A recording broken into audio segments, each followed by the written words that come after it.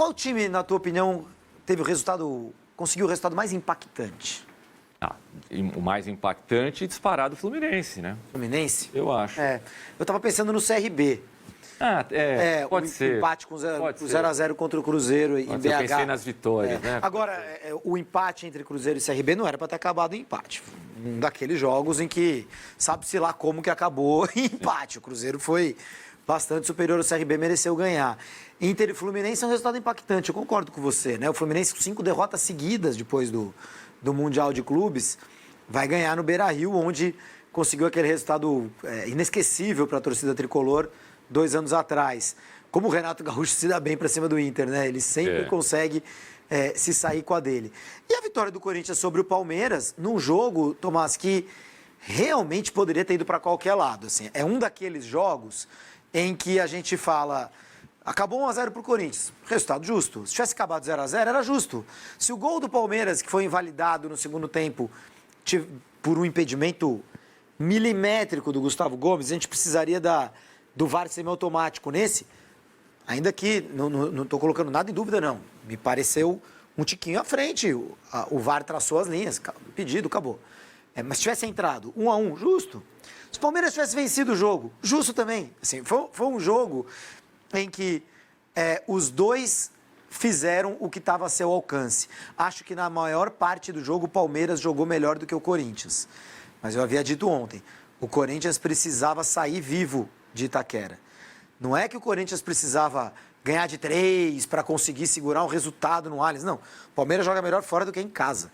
O empate não estava ruim para o Corinthians. Uma vitória por 1x0, meu Deus, sonho. Tudo bem, a gente já tem os lances e eu confesso que eu não vi uma parte do segundo tempo, tem deslocamento, tem maquiagem, tem figurino, sempre aquela conversinha no elevador, na portaria aqui do prédio, tudo bem, vai dar Corinthians, vai dar Palmeiras, mas no primeiro tempo achei o Corinthians melhor, Júlio, ligeiramente melhor.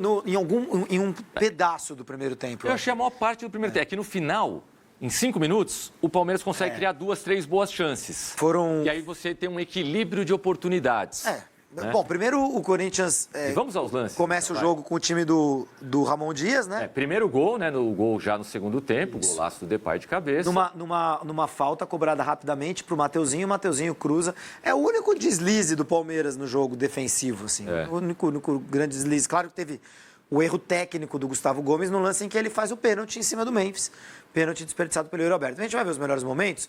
Tomás, eu achei o começo do jogo equilibrado. Os primeiros 10 minutos eu achei equilibrados. Não achei que foi uma superioridade clara do Corinthians. Mas, realmente, mais ou menos dos 10 minutos até os 30, o Corinthians é bem melhor do que o Palmeiras. Como eu disse com o time do Ramon Dias, né? Ranieri, o Carrídio menos pegado ali à lateral do campo e mais no meio de campo, ajudando o Garro, né? Dando uma opção, além do Garro, outro jogador participava das jogadas de ataque. E aí vai sair o lance do pênalti, que eu gosto da atitude de todo mundo aí. Eu gosto de como o Depay, ele tenta fazer o gol e ele não fica pedindo pênalti. Talvez até ele tenha achado que era uma dividida, mas não era uma dividida. Foi um lance em que o Gustavo Gomes chega atrasado e pega o Depay e atrapalha o chute do Depay. Para mim é um pênalti muito fácil de ser marcado ao vivo. Mas talvez o Wilton tenha se confundido ali e o VAR chamou. Às vezes ele prefere não arriscar, né? Mas o juiz tem que apitar. E aí o Everton vai bem, né, Tomás? Você achou que o Yuri bateu mal? Não, eu achei que não foi uma... Eu achei que não foi... É que às vezes o goleiro faz uma grande defesa e a gente fala, o atacante bateu bem. Eu não acho que o Yuri tenha batido mal, mas quando ele não bate tão alto e nem tão baixo, ele facilita um pouquinho o trabalho do Everton, mas foi uma defesa espetacular. E aí o pessoal fala assim, depois do pênalti perdido, o Corinthians sentiu. Ainda teve essa chance... E sabe quando que o jogo muda? Na primeira bola que o Maurício consegue pegar livre no meio de campo. E acha o Vitor Roque bem. E acha o Vitor Roque, é uma jogada que não acontece, uma jogada de gol. Depois o Palmeiras começa a atacar mais, o Palmeiras tem 15 bons minutos na reta do final do primeiro tempo. A melhor chance é essa aí com o Giai, bola salva pelo André Ramalho, que já havia entregado a paçoca antes. Ele errou 2 vezes de maneira grotesca na minha avaliação. Uma foi salva pelo Gustavo Henrique. E aí começa, exatamente, aliás, Gustavo Henrique, para mim, um dos melhores em campo do Corinthians. Foi bem. Ele e o Mateuzinho começam a jogada do pênalti. E acho bem emblemático isso, porque para mim foram os 2 melhores jogadores do sistema defensivo do Corinthians hoje. Bom, e aí começa o segundo tempo com o Palmeiras muito melhor. Sim, o Palmeiras volta bem melhor. O Palmeiras jogou com o Sosa, o Facundo Torres, o Maurício e o Vitor Roque à frente. Em algum momento do primeiro tempo, O Palmeiras estava se defendendo muito atrás, nesse período aí, dos 10 aos 30, mais ou menos. O Palmeiras muito recuado, só o Vitor Roque na cabeça, no círculo central, esperando algum contra-ataque. No segundo tempo, o Palmeiras adianta um pouquinho o seu posicionamento. Ele joga melhor do que o Corinthians, acho que durante meia hora, durante uns 30 minutos do segundo tempo, o Palmeiras é bem controlador do jogo. Isso não significa a criação de muitas chances de gol, mas ele é controlador do jogo. E aí o Corinthians literalmente acha esse gol, Tomás. Assim, no segundo tempo não era um bom segundo tempo do Corinthians, só que a gente falou ontem, né? O Corinthians tem 3 jogadores ali do meio para frente que são possivelmente melhores do que os do Palmeiras. E a diferença do jogo acabou sendo essa. O Palmeiras não conseguiu fazer as chances que criou. Não foram tantas assim, mas foram algumas. E o Corinthians perdeu uma, obviamente a melhor de todas, o pênalti, perdido pelo Yuri Alberto. Mas quando o Memphis, que não fez um grande jogo, hein?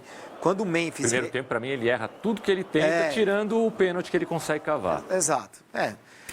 E aí quando o Mateuzinho consegue fazer o cruzamento na cabeça do Memphis, ele mostra por que ele vale o que ele vale, por que é o jogador internacional como é. Essa foi uma chance incrível, né? Porque o Bidu está em posição legal, ele meio que, não vou atrapalhar o gol. Que não, né? Não vou atrapalhar o gol. E aí ele tinha que ter dominado e feito o gol, e o Palmeiras tem uma chance parecida no comecinho do segundo tempo. E aí a gente vai ter Aí essa é a jogada do pênalti, né? Essa é a jogada do pênalti, exatamente. O Mateuzinho começa com o Gustavo Percebam, o Gustavo Gomes, ele chega atrasado, ele vai tentar travar a bola e ele acerta a perna do Memphis. O meião rasga, tem um belo de um corte na canela do Memphis. Eu achei que... Aquele meião rasgado acho que ajuda, hein?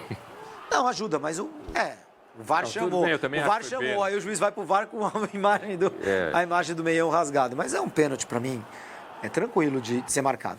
Os 2 técnicos reclamaram muito do Wilton, principalmente no primeiro tempo, né? O Abel reclama de 3, 4 faltas que ele entende que não foram marcadas. O Dorival reclama de um lance no último lance do primeiro tempo, um lance em que o Giai, né? Meio que puxa o braço do Garro ali, o Garro para na jogada pedindo cartão e o juiz quer dar a falta. Os 2 ficaram na bronca e eu acho que os 2 times voltaram para o segundo tempo, Tomás, entendendo que era uma arbitragem que ia deixar o jogo correr. Eu acho que quando a arbitragem deixa o jogo correr, ele corre risco. Ele corre risco de 2, 3 faltas, que realmente são faltas, não serem apitadas. Mas é muito melhor para o jogo. É muito melhor, no meu ponto de vista. Eu acho que você não precisa do extremo do futebol inglês, em que nada é falta, né? Mas pelo menos todos os juízes apitam lá do mesmo jeito. E o problema do Brasil é que você não encontra os árbitros... Assim, você vai ter um Corinthians e Palmeiras igualzinho a esse, em que o árbitro vai dar 16 cartões amarelos, todas as faltas, vai expulsar gente e etc. Vai ter outro jogo que vai ser de outro jeito. Vai ter outro Corinthians e Palmeiras que vai ser de outro jeito. E o Corinthians e Palmeiras de hoje foi um jogo em que a arbitragem deixou correr. Eu gostei da arbitragem do Wilton Pereira Sampaio, sinceramente. Pode ter errado um outro lance, mas eu gostei. Eu também gostei, continuo achando o Wilton Pereira um dos 2 melhores árbitros do Brasil, ao lado do Rafael Claus. Eu não gostava, hein? O Wilton Pereira me convenceu com o passado tempo. Ele mudou o estilo, né? Ele mudou o estilo. Ele virou um árbitro FIFA e começou a... Tinha uma impressão bem ruim dele no começo e ele me fez mudar de ideia. E é sempre bom, gente, mudar de ideia. Tem gente que vai com a ideia até o final, né? Não muda nunca. O Vitor Roque, que hoje não fez uma partida ruim, na minha avaliação, lutou bastante. Teve ali uma boa oportunidade, chuta por cima do gol, mas uma jogada... Foi a bola que você citou do Maurício, mas ele faz a jogada direitinho, só não consegue fazer o gol. E o Depay vai mal no primeiro tempo, mas decide o jogo com um cabeceio. Já tinha feito o gol do empate contra o Botafogo. O Vitor Roque tem sido mais eficiente nos últimos jogos. Esses 2 estão, entre aspas, recuperados. O Depay vivia numa fase mais ou menos e o Vitor Roque, desde que chegou, ainda não tinha agradado a torcida do Palmeiras. Só um detalhe. Se não me engano, aí o nosso Vitorino pode ajudar com a ficha técnica do jogo. Eu acho que esse gol do Depay sai depois que o Bruno Fux sai por contusão e entra o Mikael. Eu acho que é assim, acho que é 2 minutos depois, né? 1 ou 2 minutos depois. É uma coisa muito, muito imediata, porque você vê que estava meio que acompanhando o Depay. Exatamente. É aí que por isso que eu queria checar essa informação, porque o Fux fez um bom jogo. E muita gente corneta o Bruno Fux, não está no mesmo nível. Ele saía da área, às vezes. O Depay ia buscar o jogo lá, e o Bruno no Fux meio ia campo, junto. o Fux acompanhava. Exato. Então, acho que boa parte do mau jogo do Depay, até o lance do gol, passa por aí, passa por um bom jogo do Bruno Fux.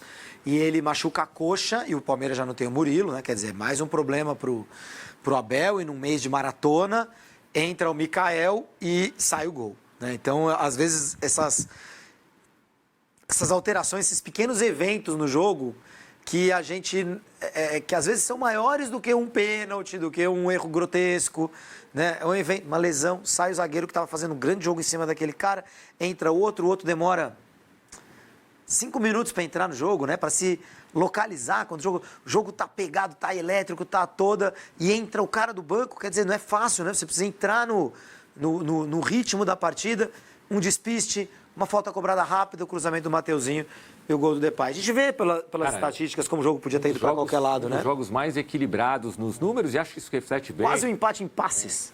Não, impressionante, 4 passes a mais para o Palmeiras, mesmo número de escanteios. As grandes chances é sempre uma aferição mais subjetiva, mas mesmo aqui deu empate, 10-11 de finalizações, uma pequena vantagem para o Palmeiras, 5-4 finalizações certeiras, aí a pequena vantagem, que faz é do diferença. Corinthians. Corinthians, se eu não me engano, termina o primeiro tempo com 56-44. Bateu 59 até. Chegou a bater 59, ou seja, deve ter sido a mesma coisa. Então, no segundo tempo, porque no segundo tempo o Palmeiras ele adianta o time. Eu falo deve ter sido a mesma coisa, porque às vezes os acréscimos não são iguais. Exato, aí a matemática não é exatamente a mesma. Exatamente, para empatar no total, né? Mas no segundo tempo, o que diferencia, o que faz o jogo ser diferente, não é que porque muitas vezes a gente vê essa estatística, né, que está aqui do nosso lado, a gente vê essa estatística e às vezes, ontem mesmo no jogo do Botafogo com o Bragantino, o time tem mais posse de bola, mas isso é resultado do placar do jogo, né, do contexto em que o jogo se coloca. Então,